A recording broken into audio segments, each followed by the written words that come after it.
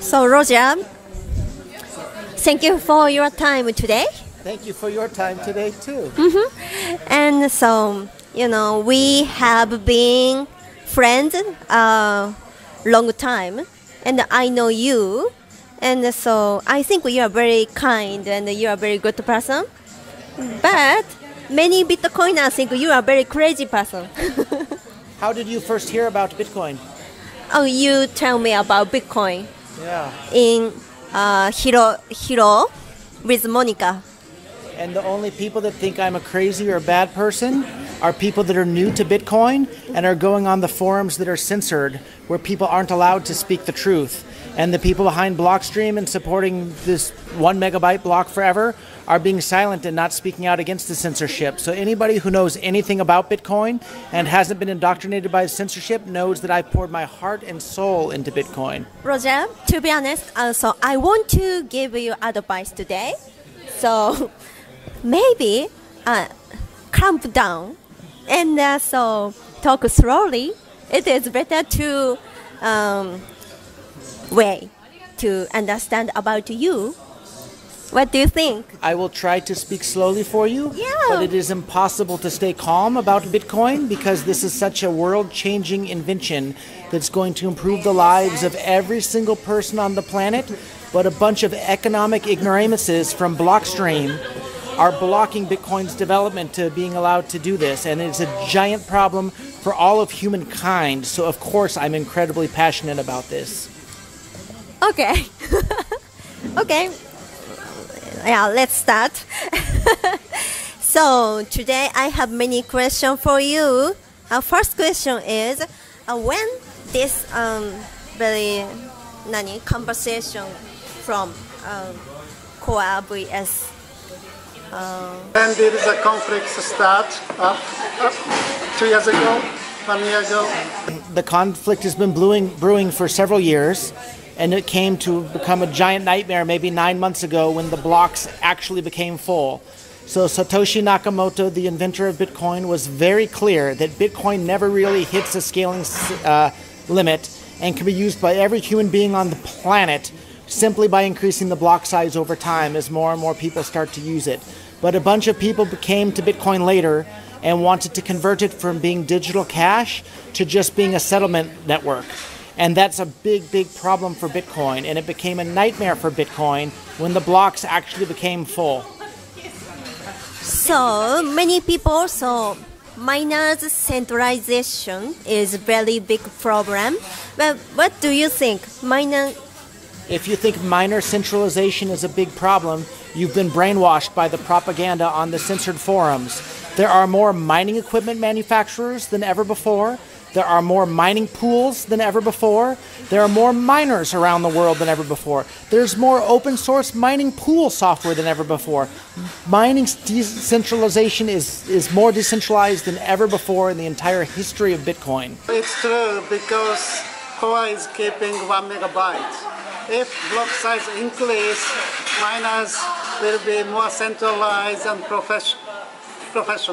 That's absolute nonsense. If more people are able to use Bitcoin around the world by making the blocks bigger, you'll have more Bitcoin miners, you'll have more Bitcoin users, you'll have more Bitcoin pool operators, you'll have more of everything. So anybody that thinks that keeping the block size small makes Bitcoin mining more decentralized is living in La La Land. They're absolutely wrong. And they have no common sense if they think that. And some people said Blockstream is very centralization. What do you think about that? They employ the majority of the Bitcoin core protocol developers at the moment, so that's very centralized. Sure, you can say that. But luckily, the business community and people with common sense have rejected them, and we're all doing Segwit2x at this point, which has nothing to do with Blockstream. Okay, and so what is the number one you angry for that? What is number one? I understand your question. So I don't think I'm so much angry as I am sad for the future of Bitcoin. Bitcoin had this amazing opportunity and had this giant first mover advantage so that every person on the planet could be using it. But instead, that first mover advantage is being destroyed, and Bitcoin's ability to be used by everybody on the planet is being destroyed by these people that are part of Blockstream. and that want to completely alter the vision for Bitcoin that was laid out in the Bitcoin white paper. The Bitcoin white paper is titled Peer-to-Peer Electronic Cash, not a Lightning Network settlement system.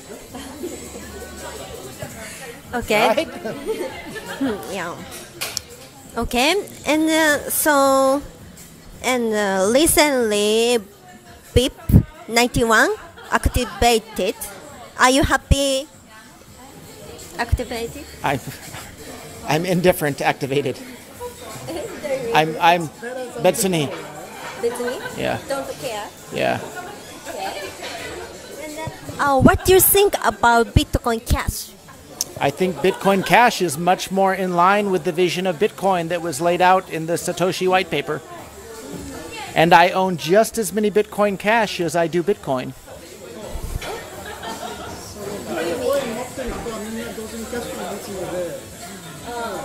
It's a little bit of a joke, but Okay. I own a lot of Bitcoin Cash.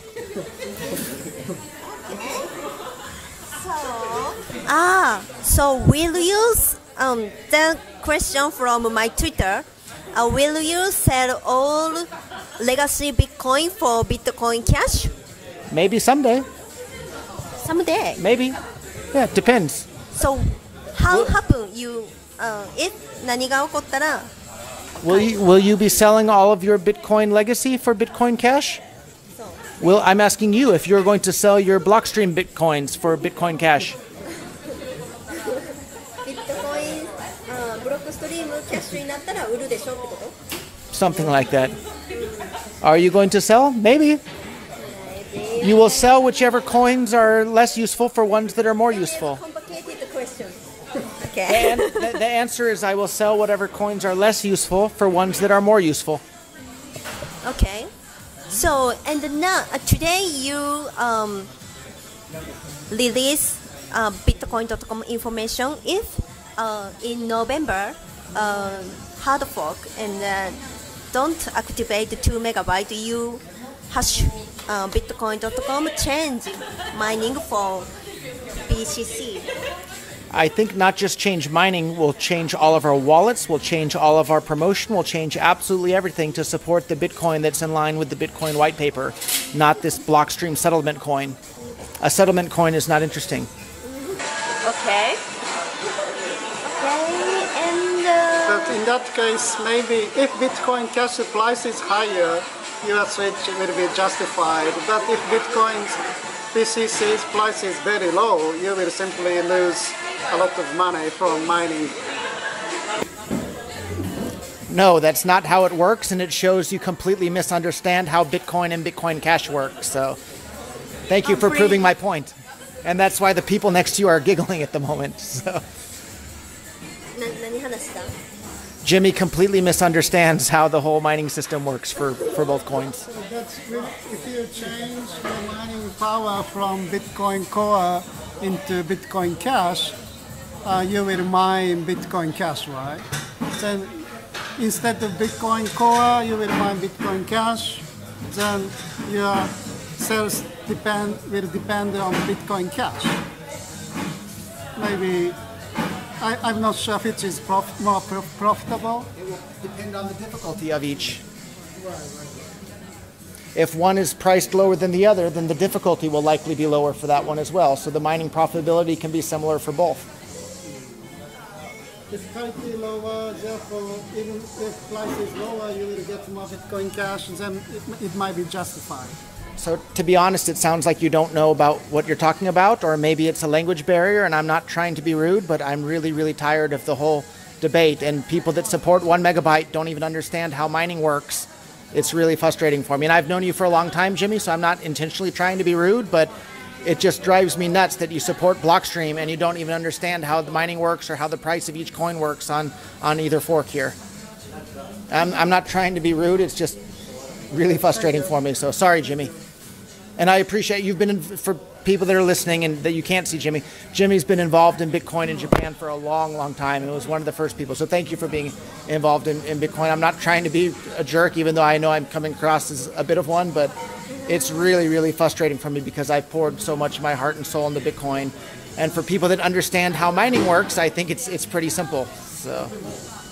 Yeah, Jimmy always try to understand both position. So today, so he come with me because my English is not good. He support me always, and Jihan too. I interviewed Jihan, so Jimmy help me. Yeah. Thank you, Jimmy. Thank you, Jimmy. My pleasure. And okay. So many news websites said Segwit2x is not secure and not good. What do you think? Which news sites and websites did you hear that from? Japanese Bitcoin media. Yeah. Everyone said Segwit2x is sorry, I'm very yeah. Yeah, I think maybe Segwit, they've been influenced by Samson Mao coming here last week. Samson and Luke were here in Tokyo last week.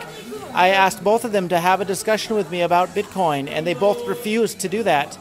And I suspect they went around to the Japanese exchanges and probably to you. Did you hear from Samson and Luke that Segwit2x is not safe?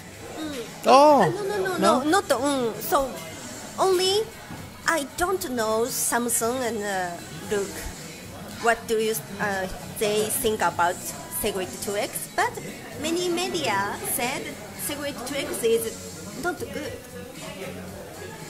So Segwit is okay, but November's hard fork is not good. What do you think about? I think they're fear-mongering. Fear-mongering? 日本語で言って。